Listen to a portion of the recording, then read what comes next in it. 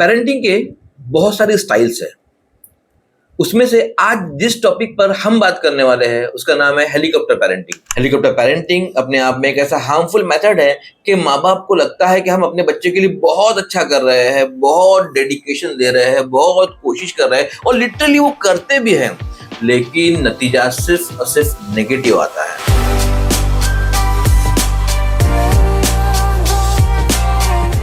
मेरा बच्चा पहले मेरी बातें मानता था, लेकिन आजकल वो मेरी बातें नहीं मान रहा। मेरा बच्चा पहले मोबाइल कंट्रोल में देखा करता था, लेकिन अब जब मैं उसको मोबाइल देखने से रोकती हूँ तो मुझसे बदतमीजी से बात करता है। मेरे बच्चे के ग्रेड्स पहले बहुत अच्छे आया करते थे, लेकिन अब हर एग्जाम में मैं उसके डिक्लाइन को देख रहा हूँ या देख रही हूँ। मेरा बच्चा पहले मेरी बात मानता था और उन बच्चों के साथ में नहीं खेलता था जिनके साथ में खेलने के लिए मैं मना करती थी, लेकिन अब ऐसा है कि वो मुझे झूठ बोलता है और जा करके खेलता उन्हीं बच्चों के साथ में है जिनके साथ में उसे खेलना है। हेलीकॉप्टर पेरेंटिंग के नेचर को समझते हैं। हेलीकॉप्टर पेरेंटिंग होती क्यों है और क्या माँ बाप इसे जानबूझ के करते हैं? नहीं, out of the love and out of the care आमतौर पे माएं इसको करती है। ये इल्जाम सिर्फ औरतों पे ही नहीं है, माओं पे ही नहीं है, कई फादर्स भी है जो खतरनाक हेलीकॉप्टर होते हैं। लेकिन आज हम लोग इस वीडियो में माओं को ही सब्जेक्ट बना करके बात करेंगे, लेकिन ये सारी चीजें फादर्स पे भी एप्लीकेबल है। हमारा बच्चा दूसरे बच्चों से अच्छा परफॉर्म करे, हमारा बच्चा किसी भी वजह से दूसरे बच्चों के पीछे ना रह जाए।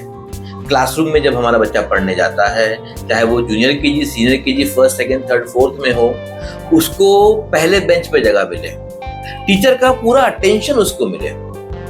जब वो अपना असाइनमेंट सबमिट करे तो उसका असाइनमेंट बेस्ट हो, जब वो अपना प्रोजेक्ट सबमिट करे उसका प्रोजेक्ट बेस्ट हो, जब वो स्पीच कंपटीशन में हिस्सा ले तो फर्स्ट ही आए, या फर्स्ट ना भी आए तो टॉप 3 में तो कम से कम मेरा बच्चा रहे। मेरे बच्चे का यूनिफॉर्म सबसे अच्छा हो, मेरे बच्चे का टिफिन सबसे स्टैंडर्ड हो, मेरे बच्चे का वाटर बॉटल सबसे प्यारा हो। इस तरह की उम्मीद करना और इसके लिए कोशिश करना कोई बुरी बात नहीं, बल्कि अच्छी बात है। बट प्रॉब्लम ये होता है कि जब एक पर्सन एज ए पेरेंट ये सोचता है कि मेरे बच्चे का प्रोजेक्ट बहुत अच्छा हो, लेकिन बच्चे की उम्र तो 4-5 साल की है, वो कैसे बेहतरीन बना पाएगा? वो अपने एज के मुताबिक बना पाएगा। तो यहाँ पर इंटरवेंशन होता है माँ की तरफ से कि माँ बहुत सारी कटिंग एंड पेस्टिंग में हेल्प करती है।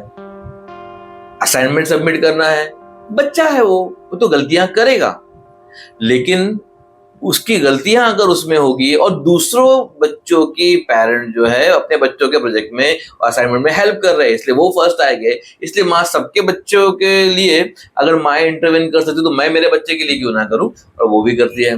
नतीजा ये होता है कि 60-70% से ज्यादा का काम जो है माएँ खुद करती है। अब ये बच्चा जो स्कूल जाता है, उस प्रोजेक्ट को सबमिट करता है, जो स्कूल जाता है, उस असाइनमेंट को सबमिट करता है, और उसे अच्छे ग्रेड्स मिलते हैं। यहाँ ये अपने स्किल्स के बेस पर ना लेते हुए माँ की या फादर की या दूसरे जो भी गार्जियंस है उनके सपोर्ट के बिना पर उसको वो मिला है। नतीजा उसके रियल कलर्स कभी मैच्योर हो ही नहीं पाते। जब बच्चा छोटे स्टैंडर्ड में होता है तो चीजें चल जाती है, निभ जाती है, लेकिन जैसे जैसे वर्कलोड बढ़ने लगता है, माँ के पास में भी उम्र इतना वक्त नहीं बचता कि वो उस बच्चे के हर एक चीज के अंदर माइक्रो मैनेजमेंट कर सके। नतीजा ये होता है कि माँ कहती है बच्चे से कि बेटा तुम कर लो इतना, मैंने इतना कर दिया, आगे का तुम कर लो, अभी एक काम करो, ये पैराग्राफ को लिख लो, इसका क्वेश्चन पेपर बना लो, फिर हम लोग बैठेंगे, हम लोग सॉल्व करेंगे। लेकिन बच्चा वो सब परफॉर्म नहीं करता क्योंकि वो ट्रेंड नहीं है उन चीजों के लिए। क्योंकि जब उसकी सीखने की उम्र थी तो माँ बाप जो थे उसको हैंड होल्डिंग करा करके काम करवाया करते थे। और इसी तरह के सिस्टम को जब बच्चा कोई चीज कर रहा होता है तो माँ बाप हर चीज में इंटरवेन कर रहे होते, ऐसा काटो, ऐसा करो, यहाँ गलती मत करो, वहां गलती मत करो, ऐसा ही क्यों कर दिया, वैसा ही क्यों कर दिया। ये होते हैं पेरेंट जो कंटिन्यू उसके ऊपर होवर कर रहे होते हैं। बच्चा ऐसी कंडीशन में ग्रो ही नहीं हो पाता, और इसी तरह के पेरेंटिंग के सिस्टम को कहते हैं हेलीकॉप्टर पेरेंटिंग। उम्मीद करता हूं हेलीकॉप्टर पेरेंटिंग क्या है ये तो समझ में आ गया। अब हम समझेंगे कि इसका सोल्यूशन क्या है और क्या रियल में हम हेलीकॉप्टर पेरेंट है। और अगर है तो हम अपने बच्चे को इससे कैसे बाहर निकालें, इस प्रॉब्लम से कैसे बाहर निकालें, जो नुकसान ऑलरेडी हो चुका है उससे कैसे बाहर निकालें। तो पॉइंट नंबर 1 है रियलाइजेशन। माँ बाप को चाहिए कि सबसे पहले वो रियलाइज करे कि वो पेरेंटिंग में कहां पर ब्लंडर कर रहे हैं, कहां पर मिस्टेक कर रहे हैं। मैं ये नहीं मानता कि कोई भी पेरेंट जानबूझ करके हेलीकॉप्टर पेरेंटिंग करते हैं। मेरा ये मानना है कि या तो उन बेचारों को पता ही नहीं कि वो गलत कर रहे हैं, या फिर उनकी कोई मजबूरी है कि वो हर हाल में अपने बच्चे को टॉप में रखने की कोशिश कर रहे हैं। लेकिन जैसे आप लोग माँ बाप है, मेरे भी बच्चे हैं और हमने भी हमारे इनिशियल टाइम में कुछ पेरेंटिंग ब्लंडर किए, लेकिन जैसे ही अंदाजा हुआ कि हम गलत कर रहे हैं, हमने करेक्टिव मेजर्स लिए। और करेक्टिव मेजर्स लेना और लेने की शुरुआत करना, उसको करने का इरादा करना हाफ विजय प्राप्त होने के बराबर है। क्योंकि अपने आप को इस बात के लिए कन्विंस करना कि मेरा जो तरीका है वो तरीके में इंप्रूवमेंट की नीड है, ये खुद को कन्विंस करना ही बहुत बड़ा काम है। सॉल्यूशन बहुत आसान है। हेलीकॉप्टर पेरेंटिंग का सॉल्यूशन बहुत आसान है। उस सॉल्यूशन का नाम है 4C। पहला केयर, दूसरा कंसिस्टेंसी, तीसरा चॉइसेस और चौथा कॉन्सिक्वेंसेस। वंस आप ये रियलाइज कर लेते हो कि आपके पेरेंटिंग स्टाइल के अंदर करेक्शन की और इंप्रूवमेंट की नीड है, तो वहां से हमको केयरफुल होना होगा और कोशिश ये करनी होगी कि बच्चे के कामों के अंदर उसको एडवाइस देना ओके है, लेकिन उसको माइक्रो मैनेज करने की कोशिश करना कि तुम इसको ऐसा करो, ऐसा ही करो, ऐसा ही होना चाहिए के मुकाबले में ठीक है इस कपड़े को तुम्हें फोल्ड करना है, फोल्ड करो। फोल्ड कर लिया, जाके चेक करो सही किया है, गलत किया है, नहीं किया है, खोलो फिर से वापस दो, बेटा do it again. Let him find his own way to fold it. या फिर वो बच्चा खुद आपसे पूछे कि मामा एक बार बताओ ना कैसे करूं, फिर आप करके एक बार दिखा दो। बच्चे ने देख लिया, ओके है बेटा आपके लिए, यस मम्मा, फिर खोलो फिर दो। This is how he or she is going to learn by him or herself. Otherwise, हर एक चीज के अंदर हाँ ऐसा फोल्ड करो, ऐसा करो, वैसा करो, तो हर बार उन्हें आपकी डायरेक्शन की जरूरत पड़ेगी और इस तरह का केयर रियल में उस बच्चे के लिए आगे चल के प्रॉब्लम देगा। Point number 2, consistency.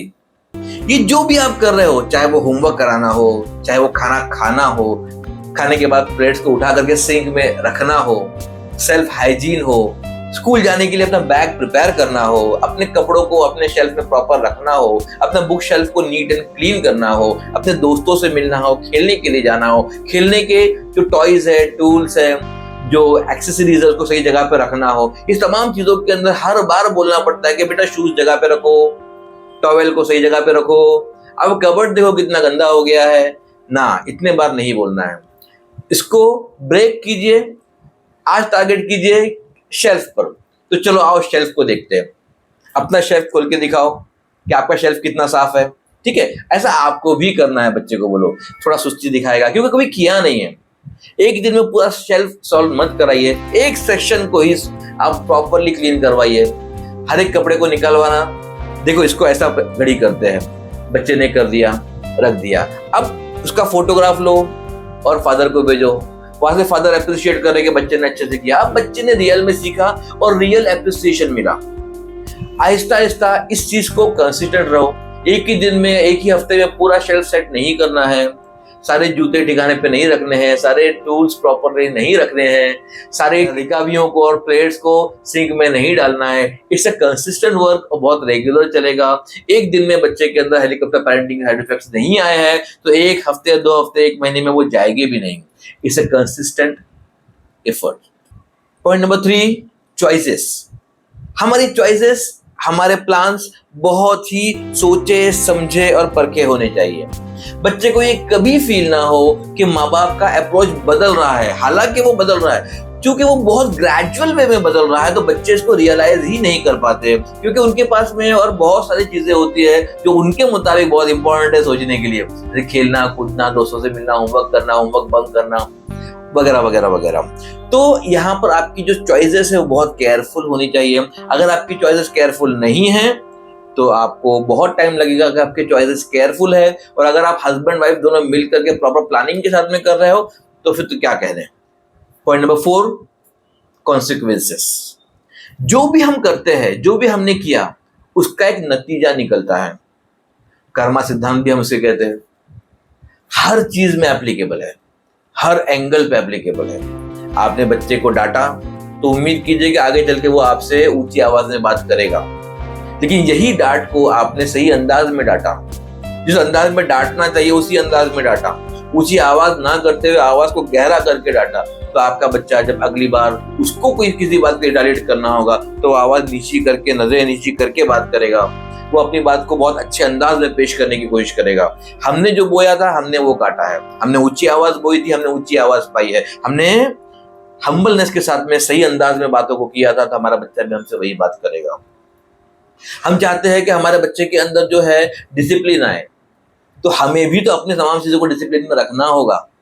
हम हमारे सामानों को यहाँ वहां फेंक देते हैं। ऑफिस से आने के बाद में हमारी कार कीज कहीं पड़ी होती है, हमारा बैग कहीं पड़ा होता है, बाथरूम के अंदर जाने के बाद में हमारे टॉवेल और हमारे इनर वेस्ट कहीं पड़े होते हैं, तो हमारा बच्चा भी वैसा ही करेगा। कॉन्सिक्वेंसेस को याद रखिए।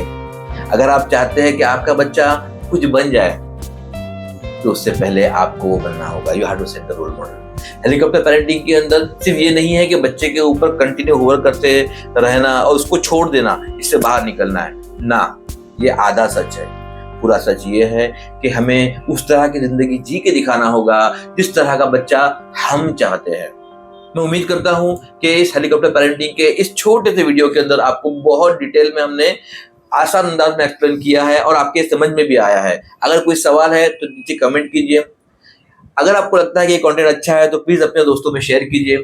हमारे बहुत सारे व्यूअर्स वीडियो को देखते तो है लेकिन उन्होंने सब्सक्राइब नहीं किया है। अगर आप सब्सक्राइब करोगे तो YouTube को लगेगा कि ये कंटेंट रिलेवेंट है और लोगों तक और फैमिली तक ये पहुंचेगा और बहुत सारे लोगों की हेल्प होगी।